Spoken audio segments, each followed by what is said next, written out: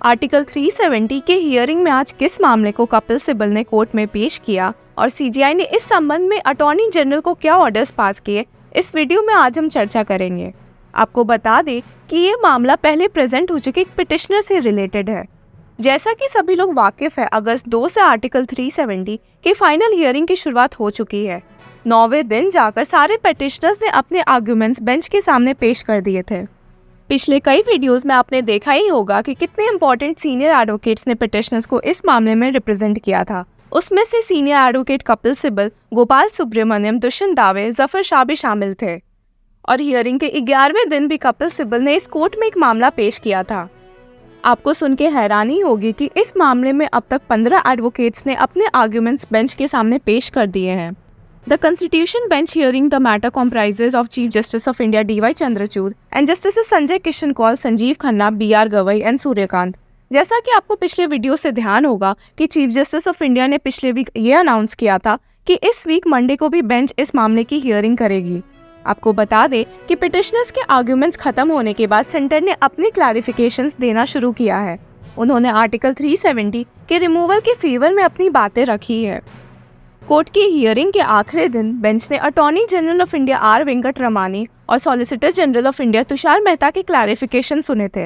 SG ने अपनी बात रखते हुए कहा, the argument that Jammu and Kashmir had a special status since the beginning which continue till date is factually wrong.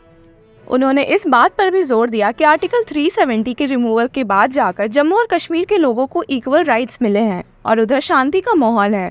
इस मामले की हियरिंग को आज 11वां दिन हो गया।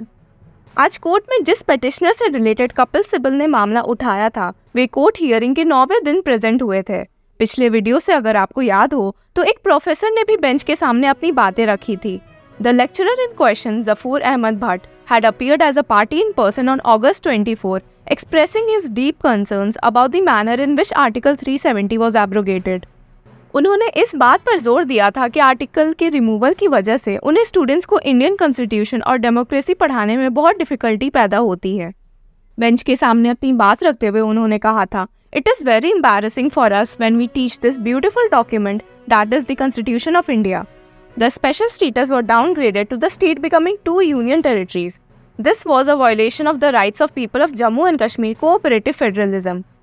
आपको बता दें कि कोर्ट में पेश होने के अगले दिन बाद ही उन्हें जम्मू और कश्मीर एडमिनिस्ट्रेशन द्वारा सस्पेंड कर दिया गया था और ये बात वायरल हो गई थी। वे स्कूल एजुकेशन डिपार्टमेंट के एक सीनियर प्रोफेसर थे। आज कोर्ट की हियरिंग जैसे ही शुरू हुई वैसे ही कपिल सिब्बल ने इस मामले का जिक्र बेंच के सामने किया। He stated, Dr. Zahur Ahmad Bhatt, who argued here for a few minutes, has been suspended as a professor from the university in Kashmir. This was after he argued here. उनका मानना था कि ये professor के साथ बहुत ही गलत हुआ है और इस मामले की जज अटॉर्नी जनरल को करनी चाहिए।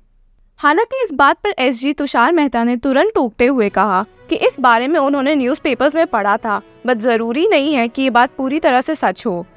हालांकि कपिल सिब्बल ने उन्हें तुरंत पॉइंट आउट करते हुए कहा कि अगस्त 25 के सस्पेंशन ऑर्डर में कोर्ट हियरिंग का जिक्र किया गया है।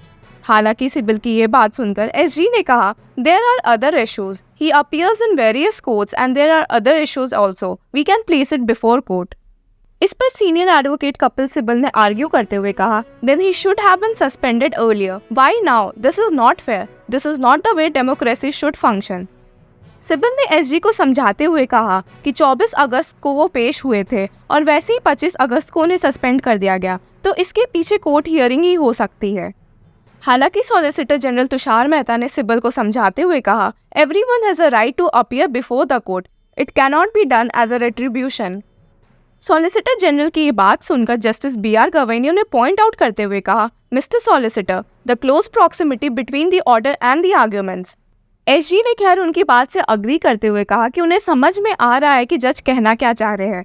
जस्टिस कौल ने भी इस मामले में चिंता व्यक्त करते हुए कहा कि अगर कोर्ट हियरिंग की वजह से उन्हें सस्पेंड किया गया है तो ये मैटर बहुत ही सीरियस है। इस मामले के अंत में जस्टिस गवई ने पूछ ही लिया, what happens to so much freedom.